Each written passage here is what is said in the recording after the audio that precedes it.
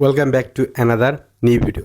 আজকের এই ভিডিওতে আমরা দেখাবো, দেখেন, বাবল বানানোর ক্ষেত্রে ডাবল বি হয়েছে, মিডল বানানোর ক্ষেত্রে ডাবল ডি হয়েছে, অ্যাপল বানানোর ক্ষেত্রে ডাবল পি হয়েছে, আর সিম্পল বানানোর ক্ষেত্রে কিন্তু হয় নাই।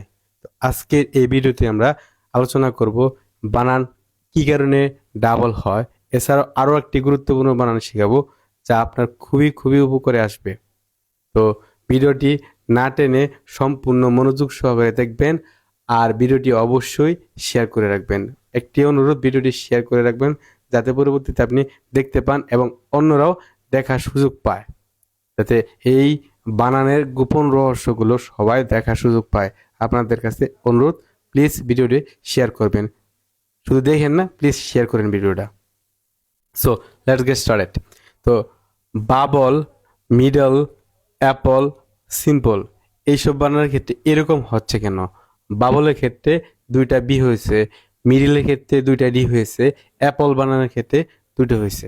তো এই বিষয়টি জানার জন্য আমাদের দুইটা বিষয় জানতে হবে। একটা হচ্ছে আমাদের শর্ট সাউন্ড এবং লং সাউন্ড সম্পর্কে ধারণা থাকতে হবে। যদি আমরা শর্ট সাউন্ড এবং লং সাউন্ড সম্পর্কে ধারণা না রাখতে পারি, তাহলে এই জায়গায় আপনার বানান ভুল হওয়ার সম্ভাবনা বেশি। অ্যাট দ্য সেম টাইম আপনি হয়তো বা কিছু বানান মুখস্থ করেছেন, কিন্তু যদি আপনি বিষয়টা বুঝতে পারেন তাহলে আজীবনে মুখস্থ করতে হবে না বানান।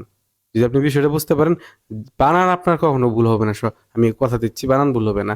যদি আপনি বিষয়টা না বুঝেন, মুখস্থ করেন, তাহলে বানান তো মুখস্থ করতে হবে। আর মুখস্থ জিনিস বেশি দিন থাকে না, এটা আপনি ভালো করেই জানেন। আর আমাদের বেশিরভাগ স্টুডেন্ট কি মুখস্থ করতে এক্সপার্ট, কারণ তারা কোনো কি পায় না, কোনো বানানের কোনো সাজেশন পায় না, বানানের কোনো নিয়ম পায় না। যত লেখাপড়া হচ্ছে আমাদের দেশে সব কিছু হলো মুখস্থের উপর, আন্দাজের উপর। ইংরেজি পড়া হচ্ছে মুখস্থের উপর, আন্দাজের উপর। যত পেশালি পারেন সারাদিন ট্রান্সলেশন ট্রান্সলেশন ট্রান্সলেশনই আছে। ও মাই গড, ট্রান্সলেশন! শুধু ইউটিউব খুলে দেখবেন ট্রান্সলেশন ট্রান্সলেশন করতেছে, ট্রান্সলেশন। আর আপনারা ওই ট্রান্সলেশনের ভিডিও দেখতেছেন, আপনার কোনো কাজে আসতেছে না। So let's get start. আমরা এই জায়গায় শিখি কিভাবে আমরা বুঝে বুঝে করতে পারি উচ্চারণগুলা বা মানে বানানগুলা। তো প্রথম কনসেপ্ট হচ্ছে আমাদের কি, কনসোনেন্ট প্লাস এলই। কনসোনেন্ট প্লাস এলই যদি হয় তাহলে কি করতে হবে, ওই শুধু ওই কনসোনেন্ট প্লাস এল উচ্চারণ করতে হবে, ই উচ্চারণ করতে হবে না। ওই যেই কনসোনেন্টটা থাকবো সেই কনসোনেন্টটা উচ্চারণ করতে হবে, প্লাস ওই এল উচ্চারণ করতে হবে। আর লাস্টে যে ই থাকবো এটা আপনার উচ্চারণ করা প্রয়োজন নাই, উচ্চারণ করার দরকার নাই, এটা উচ্চারিত হয় না। এই যে একটা কনসেপ্ট শিখলে আপনি, উচ্চারণটা শিখে গেলেন।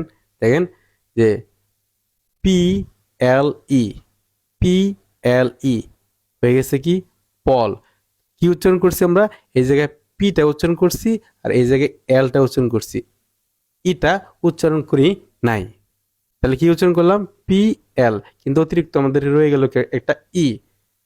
কিন্তু আপনি যদি ইটা না আনেন তাহলে আপনার বানানটা ভুল হবে। তো অবশ্যই আপনাকে কি ইটা আনতে হবে।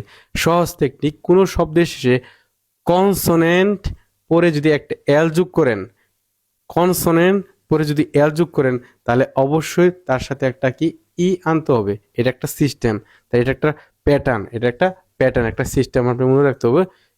Consonant plus L plus E, এর একটা প্যাটার্ন, এই প্যাটার্নে সবসময় চলে। আপনি যদি প্যাটার্ন ভঙ্গ করেন তাহলে তো বানান ভুল হবে, তাহলে তার উচ্চারণ কিন্তু ই হবে না। কিন্তু আপনার এই প্যাটার্নটা কি রাখতে হবে, ঠিক রাখতে হবে। এই প্যাটার্নটা ঠিক রাখতে হবে, অর্থাৎ কি কনসোনেন্ট, যেমন পি, এই যে পি লিখলাম, তার শেষে যদি আমি শব্দের শেষে, এটা শব্দের শুরুতে না, শব্দের শেষে, আবার বলতেছি শব্দের শুরুতে না, শব্দের শেষে যদি আমরা এল যোগ করি তাহলে অবশ্যই একটা ইএল দিতে হবো। কিন্তু ই এর উচ্চারিত হবে না, উচ্চারিত হবে কি, শুধু উচ্চারণ করতে হবে আমাদের পল। যেমন আছে বি এল ই, তাহলে এটার উচ্চারণ কি হবে? বল, বল। আচ্ছা, তাহলে কি পেলাম আমরা? বল, বল। এরকম প্রচুর শব্দ আছে, এরকম প্রচুর। ধরুন মিড অল, মিডল, এটা middle. Apple, Apple. Simple, simple. দেখেন কত সুন্দর। আপনি যত উচ্চারণ করতে চান, স্ট্রাগল, এই যে স্ট্রা, স্ট্রা, স্ট্রাগল। লাস্টে কি উচ্চারণ করছেন? লাস্টে কি এল আর কনসোনেন্ট আছেন, তার সাথে কি একটা ই অবশ্যই আনতে হবে। তার কথা হলে গিয়া কনসোনেন্ট প্লাস এল যদি শব্দের শেষে আনেন তার সাথে একটা ই যুক্ত করতে হবে, এটাই হচ্ছে একটা ম্যাজিক। এটাই হচ্ছে একটা ম্যাজিক, বানানের ম্যাজিক শব্দ শেষে। আর শুধু এই কনসোনেন্টটা উচ্চারণ করবেন আর এলটা উচ্চারণ করবেন, ই উচ্চারণ করতে হবে না। আশা করি বুঝতে পারছেন। তো এখন আসি আমরা তার আগের বর্ণটা কি হবে। তার এই যে একটা কনসোনেন্ট পেলাম, কনসোনেন্ট প্লাস এল ই পাইলাম, তার আগের বর্ণটা আমাদের কি হবে? আগের বর্ণটা বর্ণ যেটা আছে এটা কি ডাবল হবে না সিঙ্গেল হবে? আচ্ছা, সহজ টেকনিক হচ্ছে আগের সাউন্ডটা আগে এই আগের বর্ণর সামনে যদি আরেকটা কনসোনেন্ট সাউন্ড থাকে তাহলে কিচ্ছু হবে না, যা আছে তাই। যেরকম আগের বর্ণটা মানে যে এই যে দেখেন পি এল ই, তার সামনে কি একটা কনসোনেন্ট আছে, তার সামনে একটা কি আছে? কনসোনেন্ট আছে। তার কনসোনেন্ট যদি থাকে তাহলে আমার কি করতে হবে? কনসোনেন্ট যদি থাকে, কনসোনেন্ট যদি থাকে তাহলে আর কিচ্ছু এটা ডাবল করার প্রয়োজন নয়। তারপর আরেকটা সত্য আছে, এই সাউন্ডটা এই যে বাউলটা আছে এই সাউন্ডটা কি শর্ট না লং? এই সাউন্ডটা কি শর্ট না লং? কি সাউন্ডটা আমরা কি শুনলাম? শর্ট। সিম পল, সিম পল, সিম, এই যে সিম একটা একটা সাউন্ড হচ্ছে, পি একটা সাউন্ড হচ্ছে, তাহলে এটা কি হয়েছে? শর্ট সাউন্ড হয়েছে, এই জন্য হয়েছে সিম্পল। কিন্তু মিডলের ক্ষেত্রে গিয়ে দেখেন, যখন আমরা যদি মিডল লিখি, মিডল লিখি মিড, মিড, পরে কি আসছে? অল। তাহলে এর আগে কি শর্ট সাউন্ড আছে? তাহলে এর আগে শর্ট সাউন্ড আছে, যেহেতু শর্ট সাউন্ড আছে তাহলে কি আমাদের একটা কনসেপ্ট আছে যে ডি এল ই, এটার সাথে যদি আমরা যদি ডি না দেই, এটার সাথে যদি আরেকটা ডি না দেই তাহলে কি হচ্ছে? এটার শর্ট সাউন্ড আর থাকতেছে না, এটা লং সাউন্ড হয়ে যায়।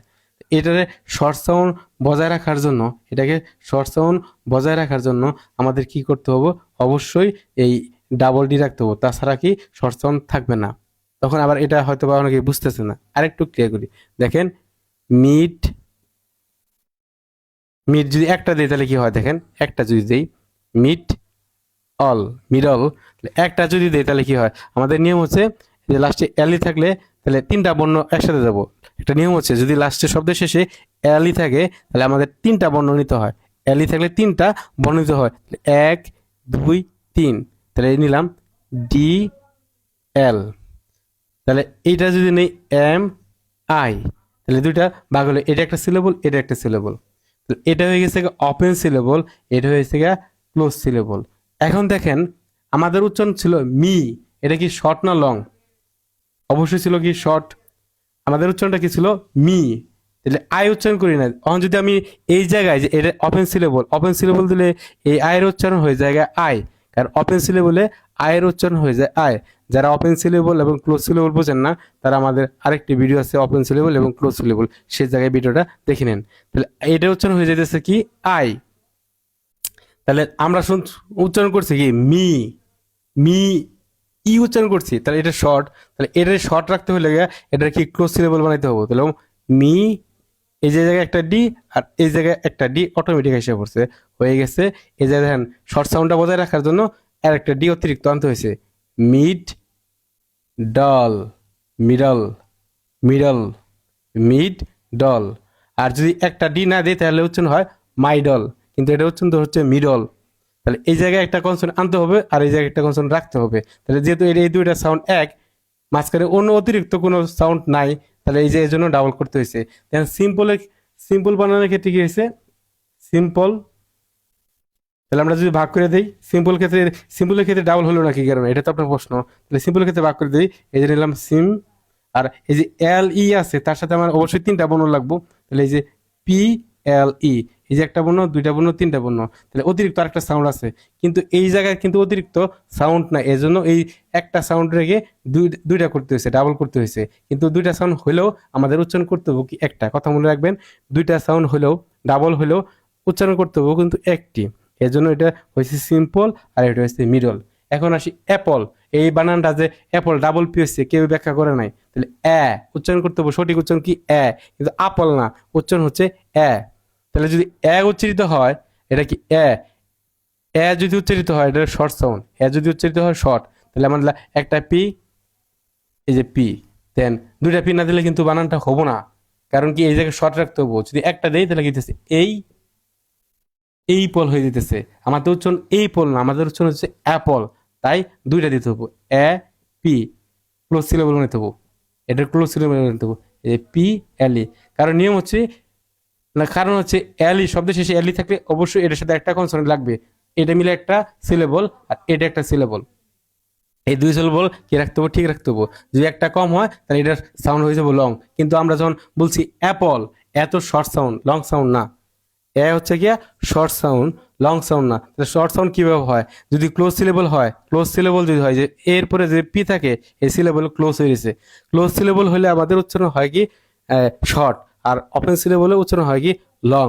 তাই এই জন্য আমাদের কি করতে হবে কি, যেহেতু এটা শর্ট সাউন্ড আসছে আগে, তাহলে এই জন্য অতিরিক্ত আরেকটা পি আনতে হবে, তাছাড়া উচ্চারণ সঠিক হবে না, বা সরি বানান সঠিক হবে না। হয়তো উচ্চারণ সঠিক হবে কিন্তু বানান সঠিক হবে না।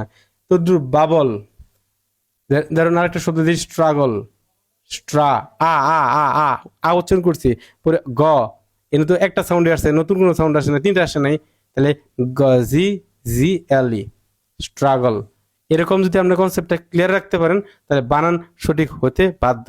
এখন আসছি টেইবল, টেইবল বানানোটা কি, তাহলে টেই, তাহলে এই সাউন্ড হয়েছে, তাহলে এই বি এল ই, এই বল, table, sorry T, table, B L E, table. Then এটা লং উচ্চারিত দিচ্ছে টেই বল, টেই, বি এল ই, টেইবল।